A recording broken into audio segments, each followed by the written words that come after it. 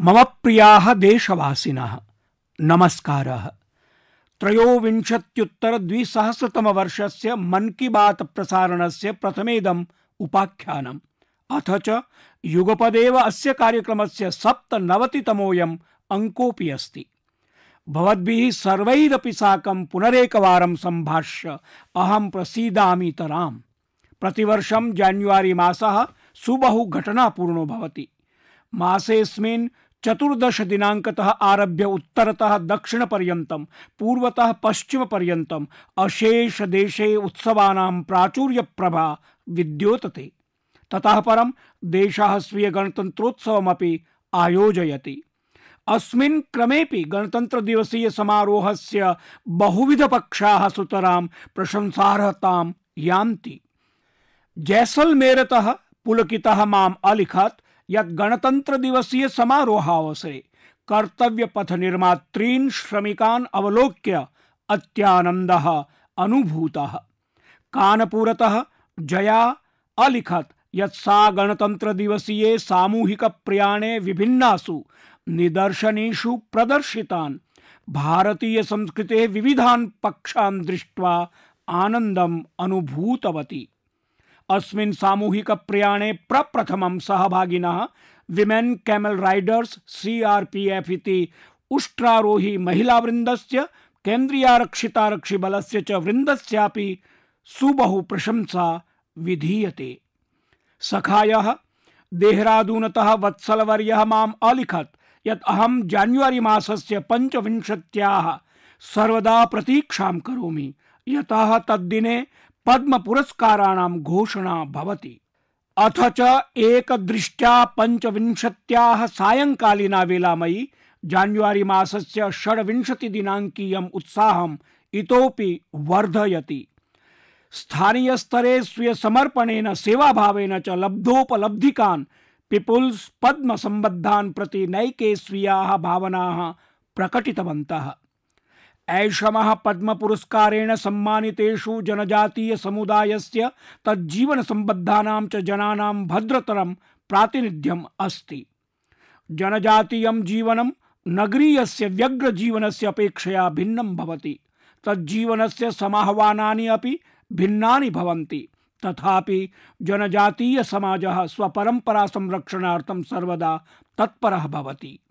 जनजातीय समुदायेन संबद्धानां विषयाणां संरक्षणम् अथ च तद्विषयक शोधार्थम् अपि प्रयासः क्रियते।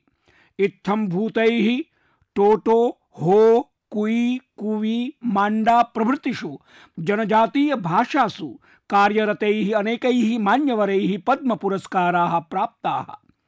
अयं हि अस्मभ्यं गर्व विषयः अस्ति। धानीराम टोटो, जानुम सिंह सोयः, बी रामकृष्ण रेड्डी वर्यः इत्येतैः नामभिः अधुना पूर्णदेशः परिचितः जातः। सिद्धि, जारवा, ओंगे प्रभृतिभिः आदि जनजातिभिः सह कार्यरतानामपि ऐषमः सम्माननं कृतमस्ति। यथा हीराबाई लोबी, रतनचन्द्रकारः, ईश्वरचन्द्र वर्म महोदयः च। जनजातीयाः समुदायाः अस्माकं धरायाः अस्माकं न्यासस्य च अभिन्न भागत्वेन प्रावर्तन्त। देशस्य समाजस्य च विकासे तेषां योगदानं महत्वपूर्णम् अस्ति। तदर्थं कार्यरतानां व्यक्तित्वानां सम्माननं नवसन्ततिः अपि प्रेरयिष्यति। एतस्मिन् वर्षे पद्म पुरस्काराणां गुञ्जनं तेषु क्षेत्रेषु अपि श्रूयते यानि नक्सलवादी प्रभावितानि सन्ति। स्वप्रयासैः नक्सल प्रभावित क्षेत्रेषु पथभ्रान्तान् युवकान् ये सन्मार्गं प्रदर्शितवन्तः ते पद्म पुरस्कारैः सम्मानिताः वर्तन्ते। एतदर्थं कांकेर जनपदीयः काष्ठा कृतिकारः अजय कुमार मंडावी अथ च गढ़चिरौली वास्तव्यः प्रसिद्धः झाड़ीपट्टी रंगभूम्या संबद्धः परशुराम कोमाजी खुणे अपि एतेन सम्मानेन सभाजितः अस्ति। एतेन प्रकारेण पूर्वोत्तर भारते स्वीय संस्कृति संरक्षणे निरतः रामकुई बांगबे न्यूमे, विक्रम बहादुर जमातिया अथ च कर्मा वांगचू अपि सम्मानितः। सखायः ऐषमः पद्म पुरस्कारेण सम्मानितेषु अनेके तादृशा जनाः सम्मिलिताः सन्ति ये संगीत जगत् समृद्धं कृतवन्तः। कः स्यात् तादृशः यस्मै संगीतं न रोचेत? प्रत्येकं जनस्य संगीत रुचिः भिन्ना भवितुम् अर्हति, परं संगीतं प्रत्येकमपि लोकस्य जीवनस्य अंगभूतं भवति। ऐषमः पद्म पुरस्कारेण सभाजितेषु ते लोकाः अपि सन्ति ये सन्तूर, बम्हुं, द्वितारा प्रभृतीनाम् अस्माकीनानां पारंपरिक वाद्ययंत्राणां स्वरसन्धाने कृतपरिश्रमाः वर्तन्ते। गुलाम मोहम्मद जाजह, मोवासु पोंग, हरिसिंहबोर कुरकालोंग, मुनि वेंकटप्पा अथ च मंगलकांतिरायः एतादृशानि बहूनि नामानि सन्ति येषां चर्चा सर्वत्र प्रवर्तते अधुना। सखायः पद्म पुरस्कार भाक्षु बहवः जनाः अस्मासु विद्यमानाः ते सहयोगिनः सन्ति ये देशं सर्वोपरि मत्वा सर्वादौ राष्ट्रम् इति सिद्धान्तम् आदाय स्वीयं जीवनं समर्पितवन्तः। ते सेवाभावेन स्वकर्मसु निरताः अवर्तन्त, अथ च एतदर्थं कदापि कीदृशस्यापि पुरस्कारस्य अपेक्षां न कृतवन्तः। ते येभ्यः कार्यं कुर्वन्तः सन्ति तेषां मुखेषु विद्यमानः सन्तोषः एव तेभ्यः सर्वतः बृहत् पुरस्कारः भवति। एतादृशान् समर्पितान् लोकान् सम्मानितान् कृत्वा वयं देशवासिनां गौरवं वर्धयन्तः स्मः। अहं सर्वेषां पद्म पुरस्कार विजेतॄणां नामानि कदाचित् अत्र न स्वीकुर्याम्, परं भवतः सर्वान् प्रति आग्रहं करोमि यत् भवन्तः पद्म पुरस्कार भाजाम् एतेषां मान्यवराणां प्रेरक जीवन विषये विस्तरेण जानन्तु, अपि च अन्यान् विज्ञापयन्तु। सखायः वयम् अद्य यदा स्वतन्त्रतायाः अमृत महोत्सवावधौ गणतंत्र दिवसस्य चर्चां कुर्वन्तः स्मः तदा अत्र कस्यचित् प्रकृष्टस्य पुस्तकस्य अपि उल्लेखं करिष्यामि। कतिपय सप्ताहेभ्यः पूर्वं लब्धे एतस्मिन् पुस्तके अत्यन्तं रुचिकरे विषये चर्चा कृता अस्ति। एतस्य पुस्तकस्य नाम India the mother of democracy इति अस्ति। एतस्मिन् च अनेके उत्कृष्टाः निबन्धाः वर्तन्ते। भारतं विश्वस्य सर्वतः बृहत्तमं लोकतन्त्रम् अस्ति, अथ च वयं भारतीयाः एतस्मिन् विषये गर्वान्विताः अपि स्मः यत् अस्माकं भारतभूमिः लोकतन्त्रव्यवस्थायाः जननी अपि अस्ति। लोकतन्त्रम् अस्माकं रोमसु संस्कृत्यां च अस्ति। आबहोः कालात् लोकतन्त्रयुता कार्यपद्धतिः नः किञ्चन अभिन्नम् अङ्गम्। स्वभावतः वयं लोकतांत्रिक समाजत्वेन परिगणिताः स्मः। डॉक्टर अम्बेडकरः बौद्ध भिक्षु संघस्य तुलनां भारतीय संसदा सह अकरोत्। सः भिक्षु संघं तादृश संस्थानत्वेन ख्यापितवान् यत्र प्रस्ताव संकल्पयत्ता मतदानेभ्यः अथ च मतगणनायै अपि अनेके नियमाः आसन्। बाबा साहेबः मनुते स्म यत् भगवान् बुद्धः एनां प्रेरणां तात्कालीनाभ्यः राजनीतिक व्यवस्थाभ्यः प्राप्तवान् स्यात्। तमिलनाडु राज्ये किञ्चन लघु परं चर्चितः ग्रामः अस्ति उतिरमेरूर इति। अत्र स्थितः 1100 उत 1200 वर्षीयः प्राचीनः शिलालेखः विश्वम् आश्चर्यान्वितं करोति। एषः शिलालेखः लघु संविधानवत् अस्ति।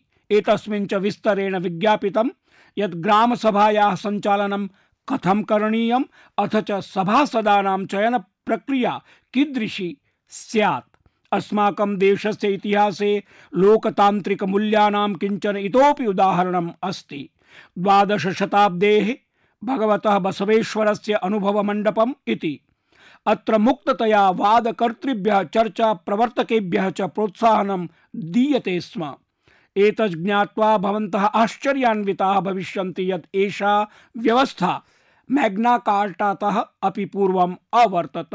वारंगलस्य काकतीय वंशस्य राज्ञां गणतांत्रिक्याः परंपराः अपि अत्यन्तं प्रसिद्धाः आसन्।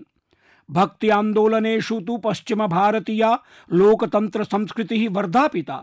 पुस्तकेऽस्मिन् सिक्खमतस्य लोकतांत्रिक भावना विषयकः अपि कश्चन लेखः समायोजितः अस्ति, यः गुरुनानक देववर्यस्य सर्वसम्मत्या स्वीकृतान् निर्णयान् प्रकाशयति।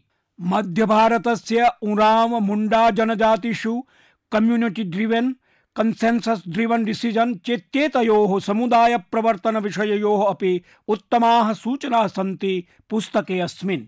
भवन्तः एतत् पुस्तकं पठित्वा अनुभविष्यन्ति यत् कथं देशस्य प्रत्येकस्मिन् भागे आबहोः कालात् लोकतन्त्रीया भावना प्रवाहिता भवति।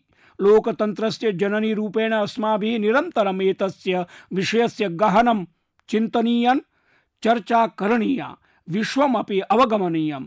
एतेन देशे लोकतन्त्रस्य भावना इतोपि प्रगाढा भविष्यति। मम प्रियः देशवासिनः, यदि अहं पृच्छेयं यत् योग दिवसे अस्माकं च विभिन्न प्रकारकेषु मिलेट्स धान्येषु किं साम्यम् अस्ति, तर्हि भवन्तः अपि चिन्तयिष्यन्ति कथम् अनयोः तुलना। यदि अहं कथयेयं यत् उभयोः बहुविधं साम्यम् अस्ति, तर्हि भवन्तः आश्चर्यान्विता भविष्यन्ति।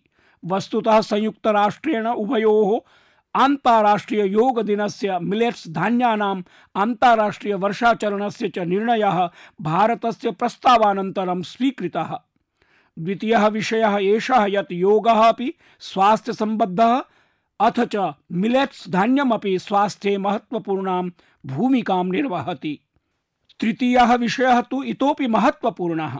द्वयोः अभियानयोः जनसहभागितया क्रान्तिः आयाति, येन प्रकारेण लोकैः व्यापकस्तरे सक्रिय सहभागिता पुरस्सरं योगः स्वास्थ्यानुकूलता च स्वजीवनस्य अंगत्वेन निर्मिता। तेन एव प्रकारेण मिलेट्स धान्यानि अपि लोकैः प्रभूतमात्रायां स्वीक्रियमाणानि सन्ति। लोकाः अधुना मिलेट्स धान्यानि स्वीय भोजनस्य अंगत्वेन स्थापयन्ति। एतस्य परिवर्तनस्य अत्यन्तं बृहत् प्रभावः अपि दृश्यमानः अस्ति। एतेन एकतस्तु ते लघुकृषकाः अत्यन्तम् उत्साहिताः सन्ति ये पारंपरिकरूपेण मिलेट्स धान्यानि उत्पादयन्ति। ते एतेन विषयेण अत्यन्तं प्रसन्नाः सन्ति यत् विश्वम् अधुना मिलेट्स धान्यानां महत्त्वम् अवगच्छत् अस्ति।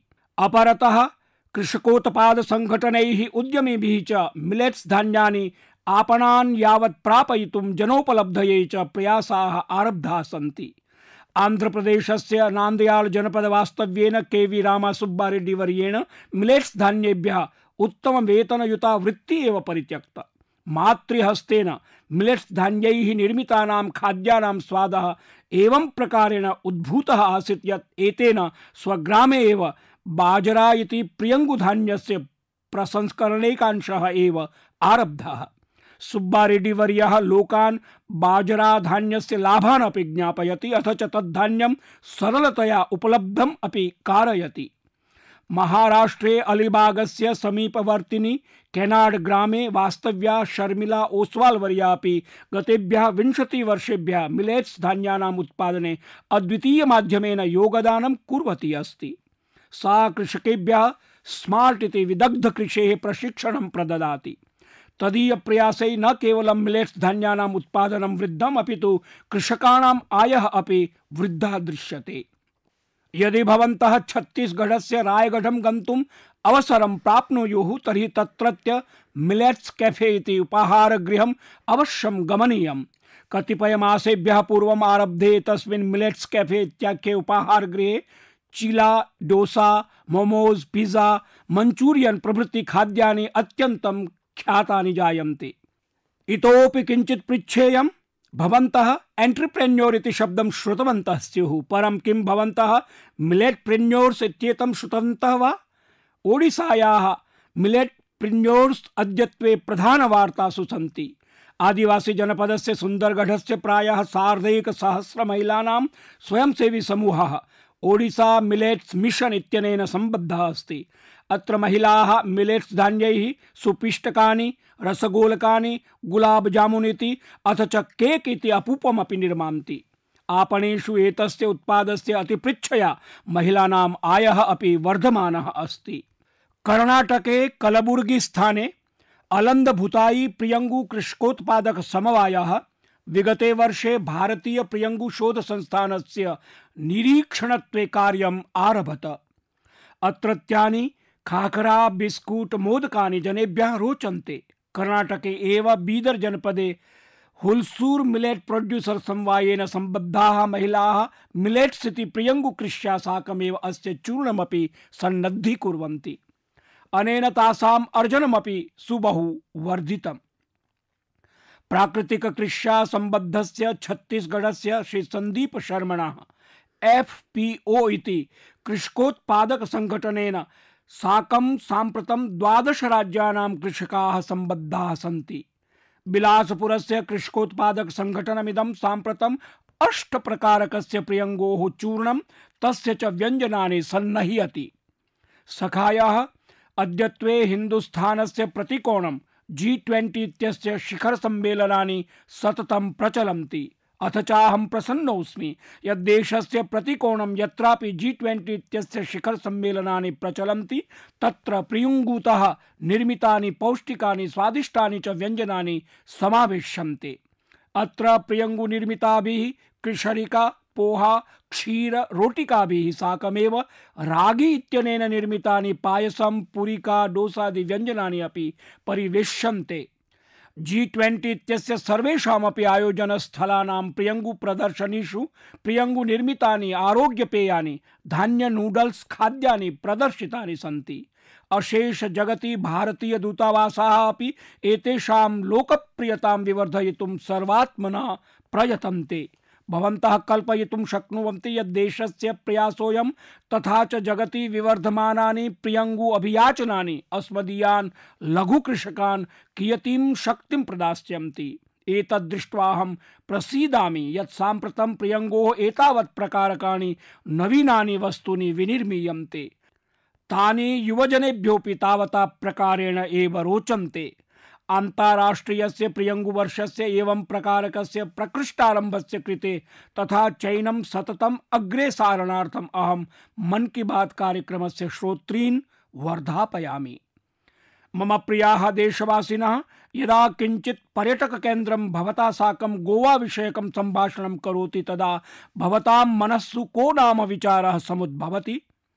स्वाभाविकमेवास्ति गोवा नाम्नः स्मरणेन एव सर्वप्रथमम् अत्रत्यानि रमणीयानि सागरवेला समुद्रतटानि रुच्यनुकूलानि च खाद्यपेयानि मनसि समायान्ति। परं च गोवा प्रदेशे मासेऽस्मिन् किञ्चित् तादृशं जातं यद्यतितरां सुप्रचारितं जायते।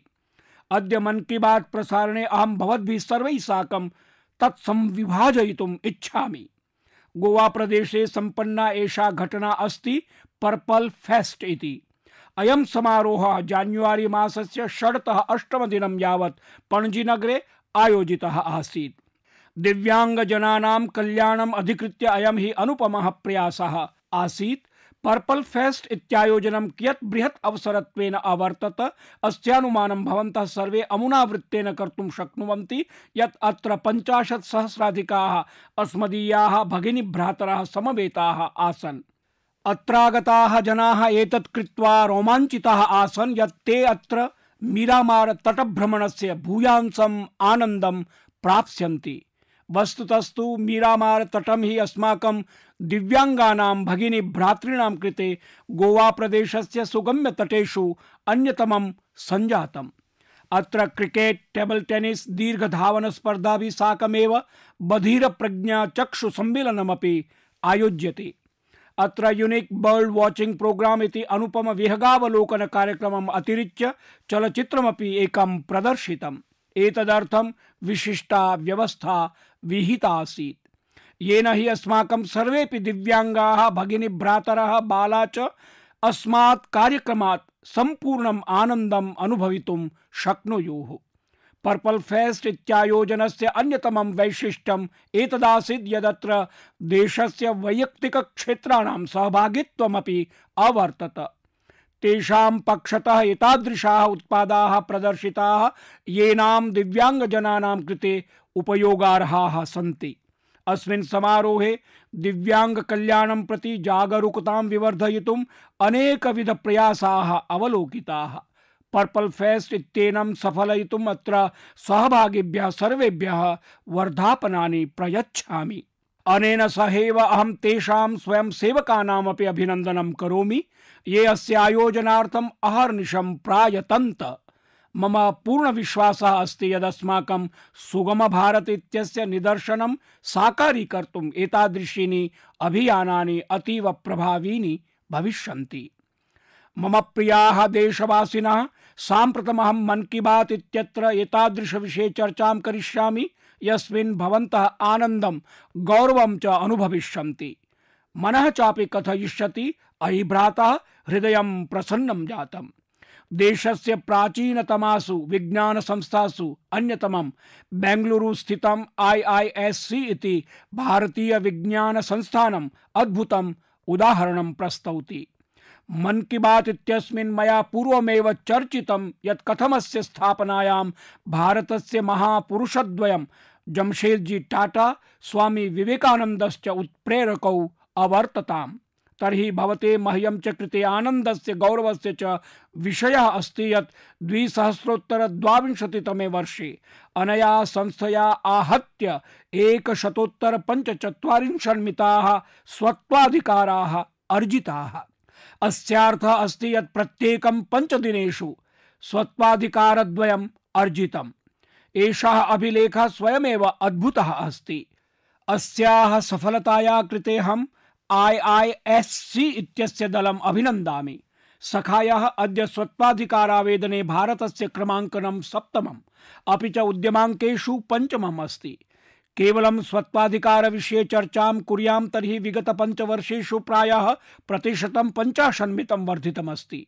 वैश्विक नवाचार सूचकाङ्केऽपि भारतस्य श्रेण्यां प्रचण्डोत्कर्षः जातः। साम्प्रतमेतत् 40तमं स्थानं धारयति। यद्यपि 2015 वर्षे वैश्विक नवाचार सूचकाङ्के भारतम् 80 स्थानतः अपि पृष्ठतः आसीत्। अहं भवद्भ्यः अन्यमपि रोचकं विषयं वक्तुमिच्छामि। भारते विगतेषु 11 वर्षेषु प्रथमवारं स्वदेशीयानां स्वत्वाधिकार आवेदनानां संख्या वैदेशिकेभ्यः आवेदनेभ्यः अधिकतरा सञ्जाता। एतद्धि भारतस्य वर्धमानां वैज्ञानिक क्षमतामपि प्रदर्शयति। सखायाः वयं सर्वे जानीमः यत् 21 शतकस्य वैश्विक अर्थव्यवस्थायां ज्ञानमेव सर्वोपरि वर्तते। मम विश्वासः अस्ति यत् भारतस्य प्राविधिक विकासस्य स्वप्नः अस्माकं नवाचारकर्तॄणां स्वत्वाधिकाराणां च बलेनैव अवश्यं पूर्णताम् एष्यति। एतेन वयं सर्वे स्वदेशे विकासितानां विश्वस्तरीय प्रविधीनाम् उत्पादानां च समग्र लाभं ग्रहीतुं शक्षामः।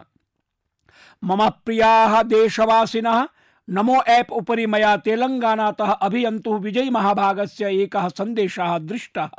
अस्मिन् श्री विजयः अवकर विषये लिखितवान्।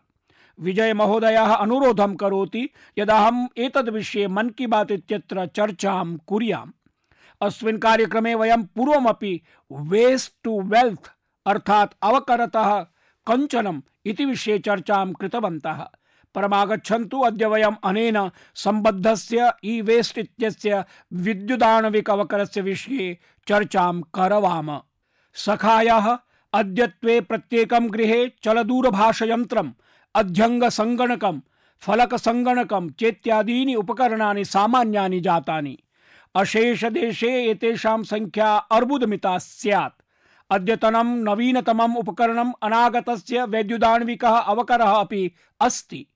यदापि कोऽपि नूतनं यन्त्रं क्रीणाति अथवा पुरातनं यन्त्रं निष्कासयति तदा एतत् ध्यातव्यम् आवश्यकमस्ति यदेतत् सम्यक् निष्कासितं क्रियते न वा इति।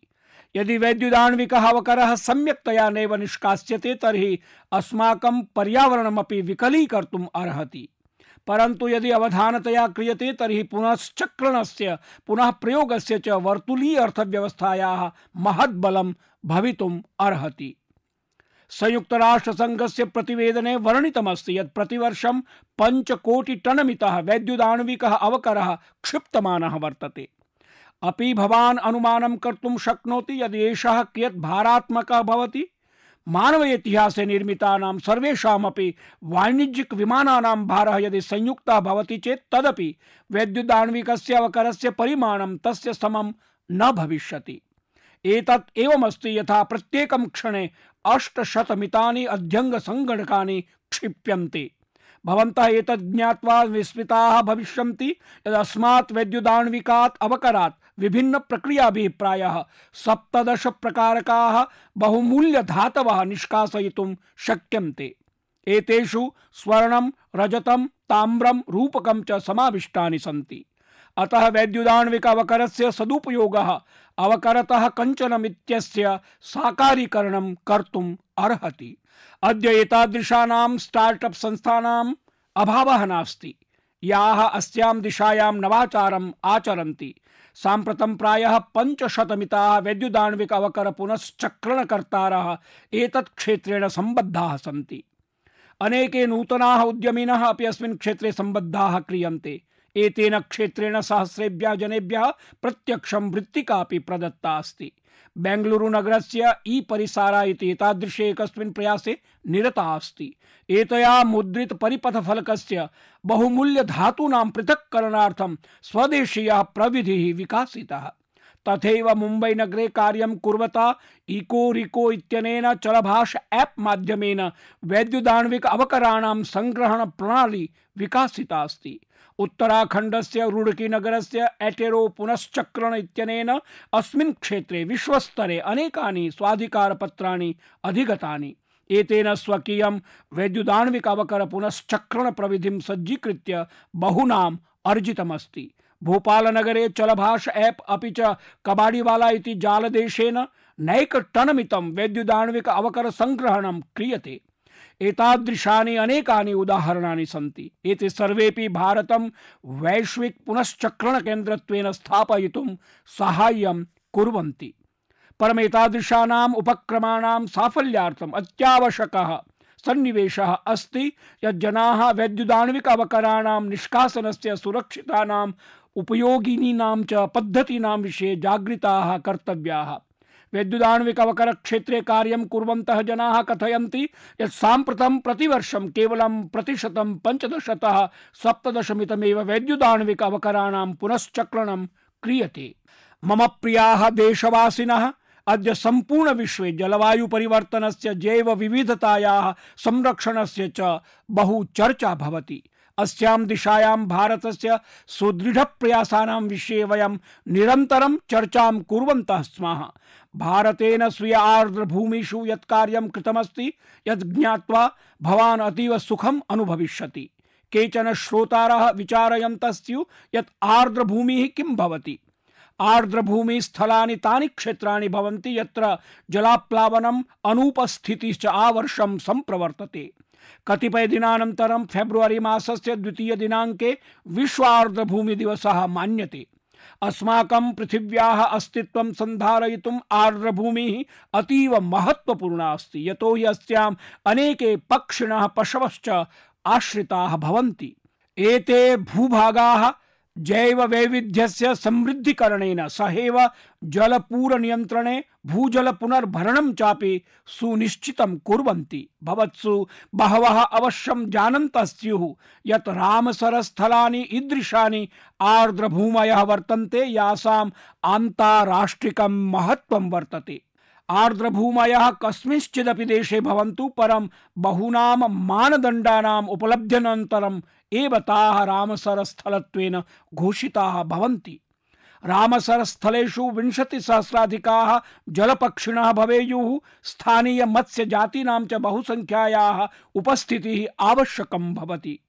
स्वातन्त्र्यस्य 75 वर्षेषु अमृत महोत्सव काले रामसरस्थलैः सम्बद्धाम् उत्कृष्ट सूचनां भवद्भिः सहभागी कर्तुम् इच्छामि। साम्प्रतम् अस्माकं देशे रामसरस्थलानां संख्या 75मिता संजाता अस्ति, या हि 2014 वर्षं यावत् केवलं 26मिता एव अवर्तत। अस्य कृते स्थानीय समुदायः अभिनन्दनीयः, येन एषा जैव विविधता संरक्षिता अस्ति। अस्माकं प्रकृत्या सह सामञ्जस्येन युगपुराण संस्कृतेः परम्परायाश्चापि सम्मानः भवति। भारतस्य एताः आर्द्रभूमयः अस्माकं प्राकृतिक क्षमतायाः अपि उदाहरणमस्ति। ओडिशायाः चिलका सरोवरः 40 अपि अधिकाभ्यः जलपक्षि प्रजातिभ्यः आश्रय प्रदानार्थं ज्ञायते। कैबुल लमजा लोकटाक स्थलम् अनूपमृगाणाम् एकमात्रं प्राकृतिकः आवासः मन्यते। तमिलनाडु राज्यस्य वेडन्थाङ्गलं 2022 वर्षे रामसर स्थलं घोषितम्। अत्र पक्षि संख्यायाः संरक्षणस्य संपूर्णं श्रेयः समीपस्थानां कृषकाणां कृते भवति। काश्मीरे पंजाथ नाग समुदायः वार्षिक फल पुष्पोत्सवे एकं संपूर्ण दिनं ग्रामस्थस्य निर्झरस्य स्वच्छतायै यापयति। विश्वस्य रामसर स्थलेषु अधिकांशतया अद्वितीय संस्कृतिदायाः अपि सन्ति। मणिपुरस्य लोकटाकेन रेणुकाख्येन च पवित्र सरोवरेण साकं तत्रत्यायाः संस्कृतेः गहन सम्बन्धः वर्तते। तथैव सांभर मृगस्य सम्बन्धः मातुः दुर्गायाः शाकंभरी देव्याः अवतारेण अपि अस्ति। भारते रामसर स्थलानाम् एषः विस्तरः तेषां जनानां कारणेन सम्भवति ये एतानि स्थलानि परितः निवसन्ति। अहमेतेषां सर्वेषां जनानां भूयसीं प्रशंसां करोमि। मन की बात श्रोतॄणां पक्षतश्च तेभ्यः शुभकामनाः व्याहरामि। मम प्रियाः देशवासिनः, अस्मिन् समये अस्माकं देशे विशेषतः उत्तर भारते तीव्रः शिशिरः वर्तते। अस्मिन् शीतकाले जनाः पर्वतेषु हिमपातस्य आनन्दमपि अलभन्त। जम्मू काश्मीरतः कतिपयानि एतादृशानि चित्राणि आगतानि यैः सम्पूर्ण देशस्य हृदयं मोहितम्। सामाजिक माध्यमेषु एतानि चित्राणि विश्वस्य सर्वेभ्यः जनेभ्यः रोचन्ते। हिमपातस्य कारणेन अस्माकं काश्मीरोपत्यका प्रतिवर्षमेव अस्मिन् समये अपि अतीव मनोहारिणी जाता अस्ति। बनिहालतः बडगांव पर्यन्तं गच्छतः रेलयानस्य चलचित्रमपि जनेभ्यः विशेषतया रोचते। सुन्दरं हिमपातं परितश्च श्वेतपत्रवत् हिमाच्छादनम्। जनाः कथयन्ति यद् एतद् दृश्यं परिकथेव प्रतीयते। अनेके जनाः वदन्ति यद् एतानि कस्यचित् विदेशस्य चित्राणि नैव, अपितु अस्माकमेव देशे काश्मीरस्य चित्राणि सन्ति। एकेन सामाजिक माध्यम प्रयोक्त्रा लिखितमस्ति यत् स्वर्गः अस्मात् सुन्दरतरं स्याद्वा, एतत् सर्वथा सत्यमस्ति। तदेव हि काश्मीर क्षेत्रं पृथिव्याः स्वर्गः कथ्यते। भवन्तः अपि एतानि चित्राणि दृष्ट्वा काश्मीरस्य यात्रां कर्तुं चिन्तयन्ति स्युः। अहमिच्छामि यत् भवन्तः स्वयमेव गच्छन्तु, आत्मनः सहचरान् अपि सहैव नयन्तु। काश्मीरे हिमाच्छादिताः पर्वताः प्राकृतिक सौन्दर्येण साकम् अन्यानि अपि वस्तूनि द्रष्टुं ज्ञातुं च सन्ति। यथा च काश्मीरस्य सैदाबादे शिशिर क्रीडानाम् आयोजनं विहितम्। एतासां क्रीडानां विषयवस्तुः हिम क्रिकेट् इत्यासीत्। भवान् चिन्तयति स्यात् यत् हिम क्रिकेट् इति अत्यधिकं रोमाञ्चकारिणी क्रीडा भविष्यति। भवान् सम्यक् चिन्तयति। काश्मीरीयाः युवानः हिममध्ये क्रिकेट् क्रीडाम् अद्भुततरं कुर्वन्ति। एतेन माध्यमेन काश्मीरे एतादृशानां युवक्रीडकानाम् अन्वेषणमपि भवति, ये अनागते भारतीयदलरूपेण अपि खेलिष्यन्ति। एषः अपि एकप्रकारेण खेलो भारत आन्दोलनस्य एव विस्तारः अस्ति। काश्मीरे युवजनेषु क्रीडाविषये उत्साहः सुबहु वर्धमानः वर्तते। आगामि काले एतेषु अनेके युवानः देशस्य कृते पदकानि जित्वा त्रिवार्णिकस्य ध्वजस्य उत्थापनं करिष्यन्ति। भवतः कृते मम उपक्षेपणमस्ति यत् अग्रिमे समये यदा भवन्तः काश्मीर यात्राया योजनां कुर्वन्तु तदा एतादृशानाम् आयोजनानां दर्शनार्थमपि समयं यापयन्तु। एते अनुभवाः भवतः यात्रां स्मरणीयतरां करिष्यन्ति। मम प्रियाः देशवासिनः, गणतन्त्रं दृढयितुं अस्मदीयाः प्रयासाः सततं प्रवर्तिताः स्युः। गणतन्त्रं दृढं भवति जनसहभागित्वेन, सर्वेषां प्रयासेन, देशस्य कृते स्वस्वकर्तव्यनिभालनेन। अथ च सन्तुष्टोऽस्मि यत् अस्माकं मन की बात कार्यक्रमः एतादृशानां कर्तव्यनिष्ठानां सैनिकानां तीव्रतर घोषः अस्ति। आगामिनि क्रमे पुनः मेलनं भविष्यति एतादृशानां कर्तव्यनिष्ठानां जनानां रोचक कथाभिः साकं। भूयांसो धन्यवादाः।